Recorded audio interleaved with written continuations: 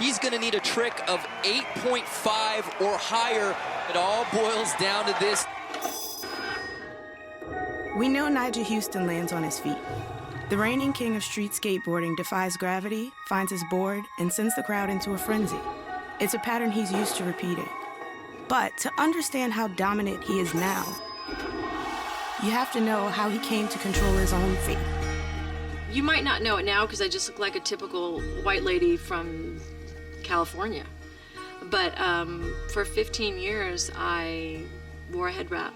I did not own a pair of pants. I was raised vegan for the first 15 years of my life. Very strict vegan because my dad was very set on that. We homeschooled our children. All of our children, for example, were born at home. As a Rasta family, we made a conscious effort to kind of separate ourselves from society. And so I think skateboarding and the sports world was a way that we were able to do that. My dad used to skate back in his teenage years, and he loved it. So then I think when he had me and my brothers, he really wanted to kind of get us into skateboarding. Early in his childhood, Nyjah skated with his dad and older brothers at local parks. It didn't take long before word got out that something extraordinary was happening on these normal family outings.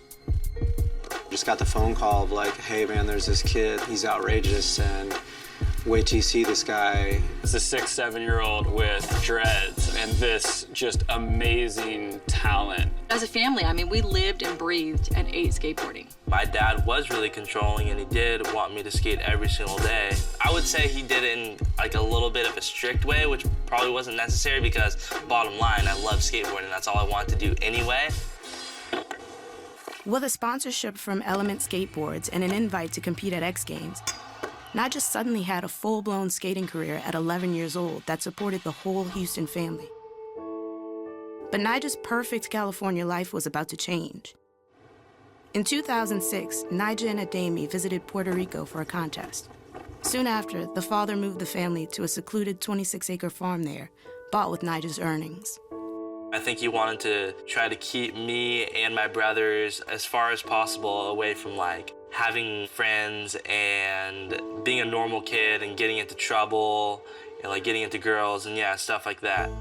I think there was a level of isolation that was slowly taking place over the course of a few years. Nyjah got way better than anyone expected, and with that came media, came interviews, demands, and the Huston family had limited the communication through being pretty much off the grid, and it really led to the severe problems.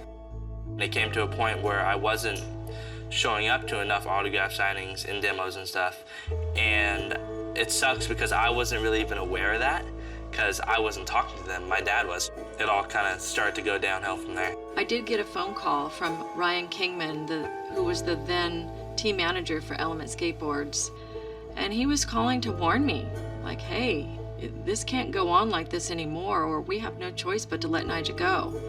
That was a very surprising thing, and I feel like I'm always kind of meant to be on that company. It was my first sponsor ever. When that whole thing was going down, I didn't feel like it was right at all. Nyjah's contact with the skate world was limited by Ademi, and he lived in social isolation. And there were other problems for the family. According to court documents submitted in their divorce, Kelly alleged that occasionally, Ademi physically and emotionally abused her and Nyjah's 2 older brothers. Ademi was unavailable for comment for this piece, and Kelly wouldn't talk about the allegations on camera, but the combined effect of their life in Puerto Rico led her to make a big decision. Nyjah was scheduled to go to Barcelona, and of course Ademi was going to go with him. I said, you know, Ademi, we need a break from this place. While you and Nyjah go to Barcelona, I said, I'm going to take the other children over to California for a month. And he didn't like that idea. Their dad was so angry with me, and he refused to take me to the airport. So I had 4 children with me, and I had to hire a van. And Nyjah came out to the van. And I'm gonna break down when I talk about this, but that was the worst, because the way he looked at me and the way I looked at him, we both knew, like, this is it. Mom's leaving, but Mom has to leave. And that was really the very saddest moment of my entire life. I was kind of the one sibling that didn't have like a choice because my dad was my manager, so he felt like he had complete responsibility of me. That kind of sucked, you know, all my brothers moving back to California where I wanted to move back to also, and now I'm just stuck in Puerto Rico, like, oh. It's very painful to have to go through that, to have to separate a child, not only from his mother, but from all of his siblings as well.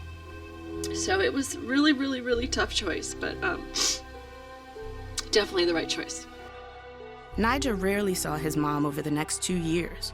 With Ademi controlling Nyjah's travel and insisting that they stay in Puerto Rico, Kelly finally filed for divorce in July 2009 and petitioned for full custody of Nyjah and his 3 other minor siblings.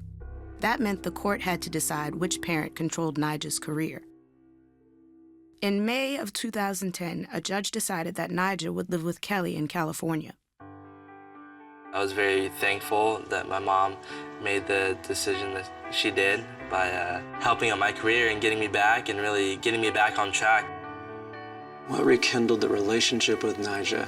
His mother, for sure. She's really like kind of the glue between all of us.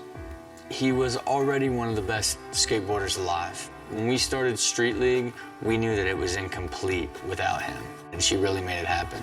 When I found out about Street League, it was a scramble of how am I going to get him there? Nyjah's money had been so abused and was down to such a low number that he had a court-appointed minors counsel that was holding all of his money in a trust. I literally had barely $100 in my checking account.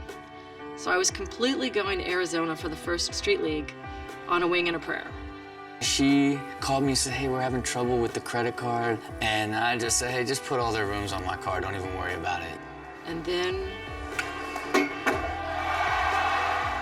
Nyjah won.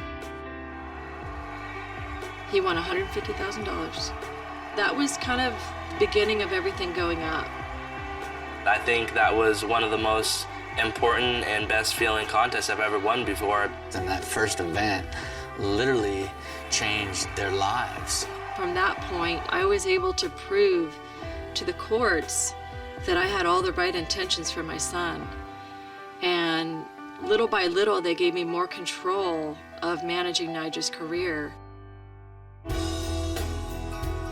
Nyjah finally had the one thing Ademi would never give him, a taste of freedom. At 18 years old, he's Nyjah Huston, the skateboarder, and in total control of what happens now. The time became right to lose the dreads. I think after having them for 15 years, I was like, wow, like I wanna know what it feels like to have normal hair. More than anything, he went from very introverted to like more outgoing and fun-loving, lucky kid who's living up every aspect of this rise to superstardom. At first, it was a huge change because for the first time in his life, like he had choices. He's not looking over his shoulder for his dad to tell him what to do. There's a lot of greatness that Ademi did for his son. He is one of the reasons that Nyjah is as talented as he is, and I think that gets overshadowed by a lot of the things that happened. Unfortunately, I haven't had contact with them for the past year or two. If he did happen to call me anytime soon, I completely accept him back in my life because I am thankful for the way he raised me. Even though it was really strict, it was also what got me to where I am right now. So I always have to be thankful for that.